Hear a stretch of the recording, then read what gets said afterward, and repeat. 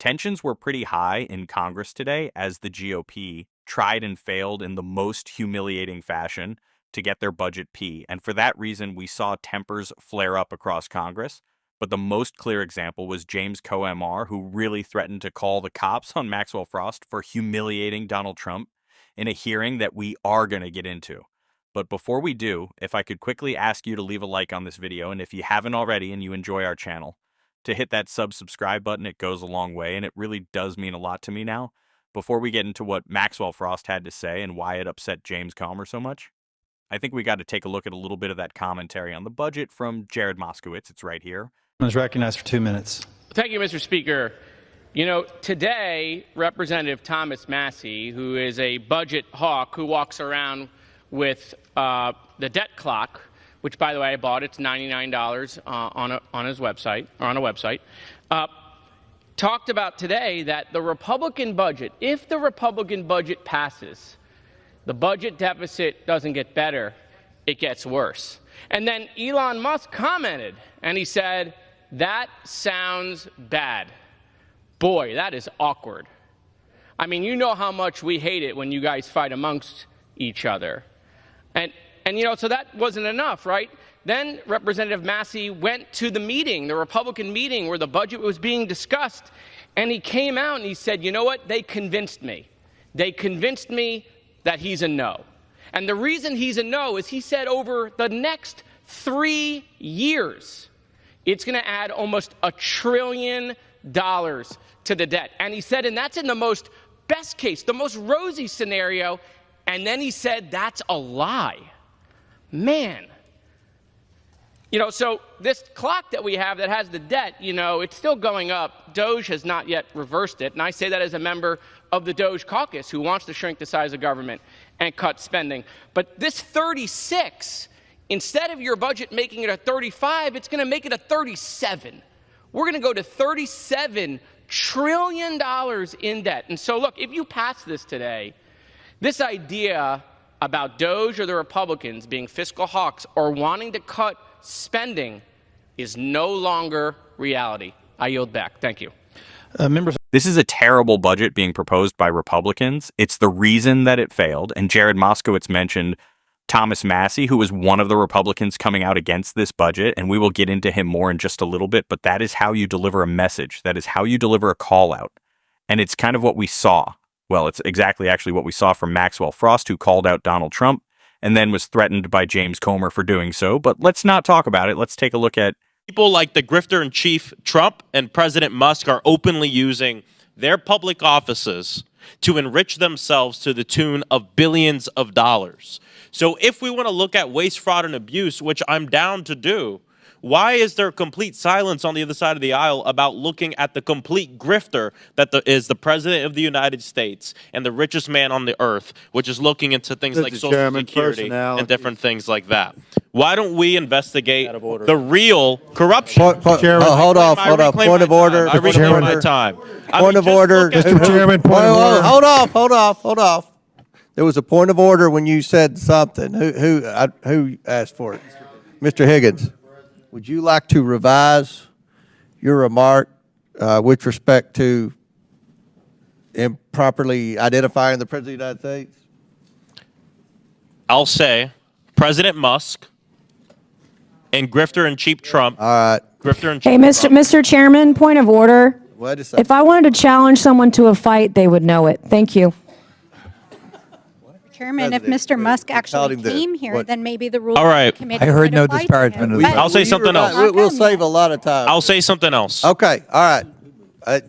We're going to let Chair recognize Mr. Frost. You still have 3:49. You're going to maybe revise the disparaging comment about the president because that's supposed to be our decorum here. And it is supposed to be. President Musk and the President of the United States, Donald Trump, who is engaged in grifting of the American people, often use their public offices to enrich themselves. Someone on the other side was just asking, how would you feel if you called someone else from the Hold off, Mr. Frost. Hold off. There's a pending motion for disparaging the president. I will say the president's grifting because you spent the last 2 years saying right. President Take Biden down was corrupt. his words. I can say that Trump is motion- grifting. What I will withdraw member- is calling him grifter in chief. That is what I will The chair withdraw. sustains the point of order, and the words in question are ordered stricken from the transcript of this proceeding. So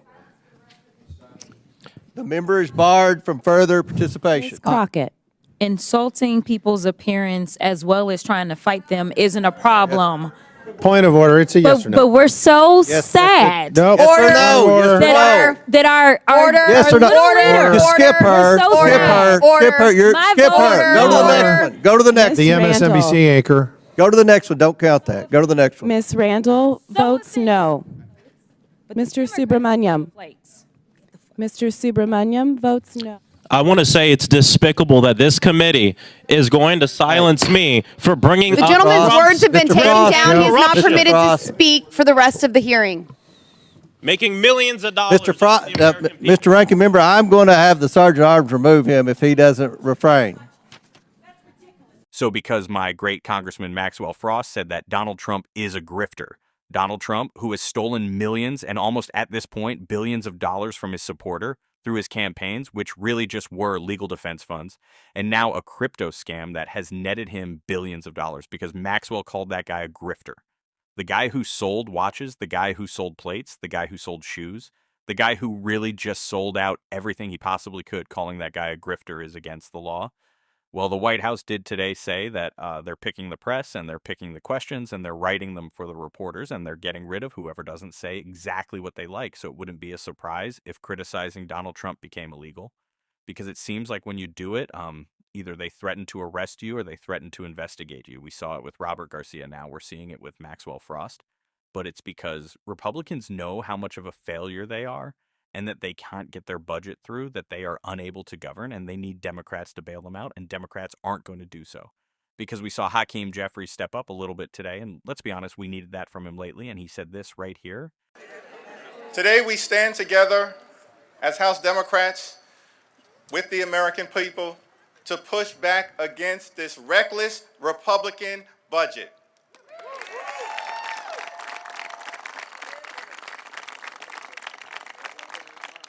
This is a critical moment in the American journey. Everything we care about is under assault. The economy is under assault. The safety net is under assault. Our very way of life as a country is under assault. Democracy itself is under assault. Donald Trump, the administration, and House Republicans are hurting the American people. It's unacceptable, unconscionable, un-American, and we are not going to stand for it 1 minute.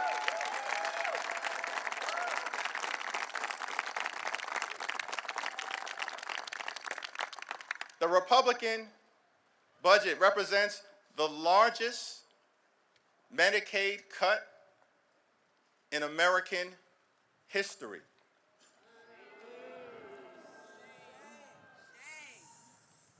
Children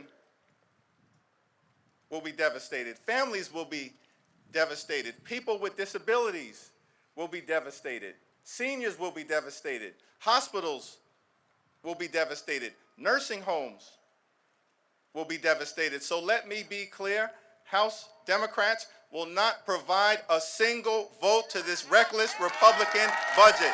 Not one. Not one. Not one. They will not get a single Democratic vote. Why?